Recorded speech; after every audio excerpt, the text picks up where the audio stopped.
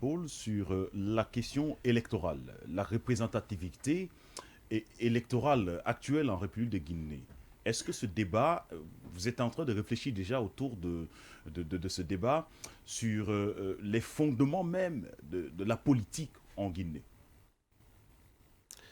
Oui, je ne crois pas avoir bien compris l'esprit de la question. D'abord sur la représentation et ensuite sur les Vous fondements. savez, pendant les élections antérieures, la Mhm. Cour constitutionnelle a été confrontée à un principe où il fallait avoir des électeurs qui vont quand même choisissent pour qu'un parti soit porteur, candidat par exemple aux élections, il faut qu'il y ait beaucoup, 500, plus de 500 personnes de représentativité qui les accompagnent dans le process. Mais en Guinée, malheureusement, on se lève, on crée notre parti, le lendemain, on a la possibilité de se présenter, même si on n'est pas représentatif sur le territoire, comme ça se passe en France d'ailleurs, En d'où vous fait, venez. ça renvoie à la question des parrainages, c'est ça, Parrainage, oui. Parrainage, l'existence d'accord. éventuelle des parrainages.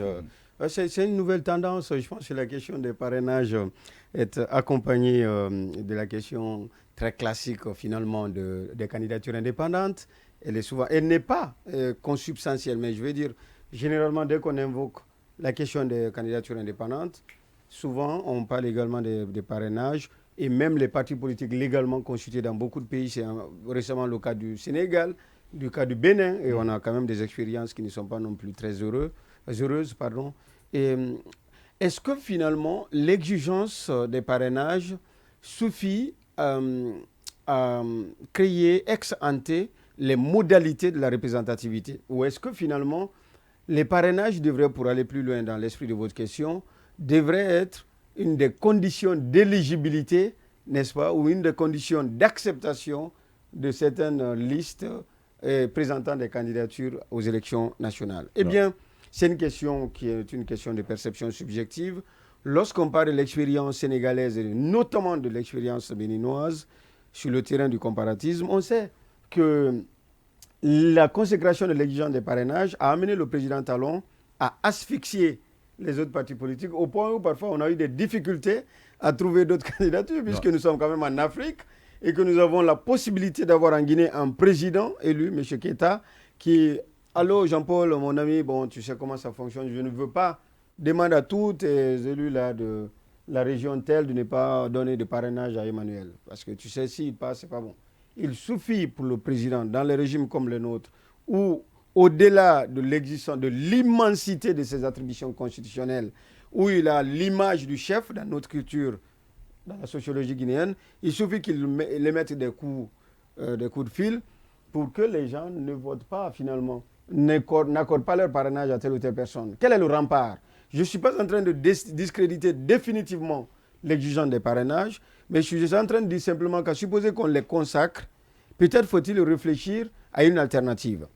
L'alternative, si seulement nous maîtrisions nos données, et c'est peut-être ça l'intérêt de parler de ces recensements à vocation d'état civil en l'occurrence, peut-être que si on a nos données, on peut trouver un rempart, voir dans quelle mesure les partis auraient l'obligation soit de présenter des parrainages qui seraient des parrainages d'élus locaux et d'élus nationaux, donc dans l'institution parlementaire, ou, je n'ai pas dit eux, ou les parrainages d'un ensemble de citoyens, mais dans différentes régions.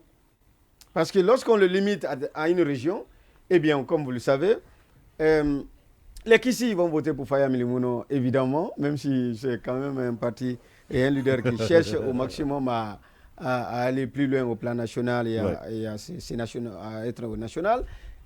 La moyenne Guinée, évidemment que les gens vont voter pour le président de l'UFDG, Cellou Dalein, même s'il y a beaucoup d'autres partis à côté. Évidemment que la Haute-Guinée, les gens vont avoir tendance à voter pour Le RPG. le PDN et le RPG. Et je pense qu'en faisant fi du RPG, j'ai failli rendre compte de son... Sauf qu'il y a une survivance. Donc RPG, PDN, PADES, ouais. Donc il y a des clivages sociologiques qui font que les gens auraient tendance à voter massivement. Mais où serait donc cette représentativité si le parrainage du RPG, peut-être le RPG est trop grand finalement comme parti, l'UFDG, RPG, écartons-les. Parce qu'ils sont quand même des partis qui sont très représentatif, n'est-ce pas, au plan national. Ouais. Prenons par exemple l'hypothèse d'un parti comme, je ne sais pas, comme un parti qui viendrait de naître, n'est-ce pas, et qui n'aurait pas pour l'instant beaucoup de sièges sur une grande partie du territoire national. Mais si c'est un parti qui vient, par exemple, dont le leader, on le sait, est de Massanta, eh bien, si on prévoit 2000 citoyens comme devant parrainer tel parti ou 4000, il n'est pas exclu que tous ces parrains viennent de Massanta. Non. Dans ces conditions, est-ce que ce serait un parti représentatif? La réponse est négative. Donc il faut trouver un subtil équilibre. Ne pas en tout cas limiter le parrainage, je termine sur ce point, au parrainage des élus locaux ou au parrainage des élus dans l'instance parlementaire ou dans les instances, à supposer que la Chambre soit bicamérale. Pourquoi? Eh bien parce que le fait majoritaire a pour conséquence de faire en sorte que le président de la République et la majorité parlementaire, la majorité au Sénat et à l'Assemblée nationale soient du même parti politique. C'est donc facile de lui dire, attention, monsieur le président de l'Assemblée nationale Keita, pas de parrainage pour telle ou telle personne.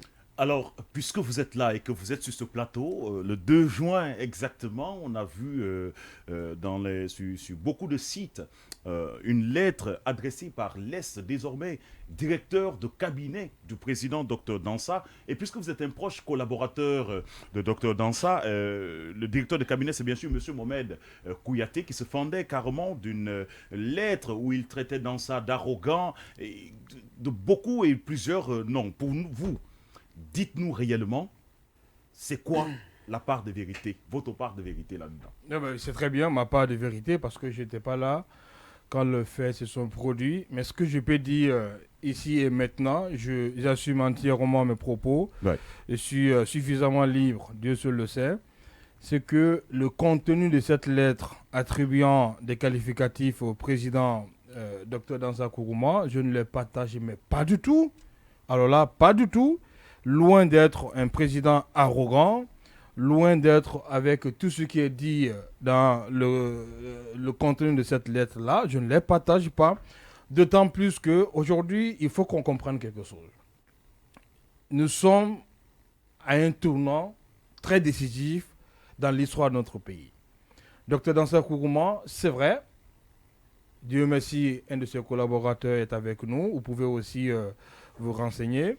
Il est vraiment focus sur la rigueur. Ça peut déplaire. Ouais. La rigueur, il attend de toi une obligation de résultat et non pas de moyens. Une obligation de résultat.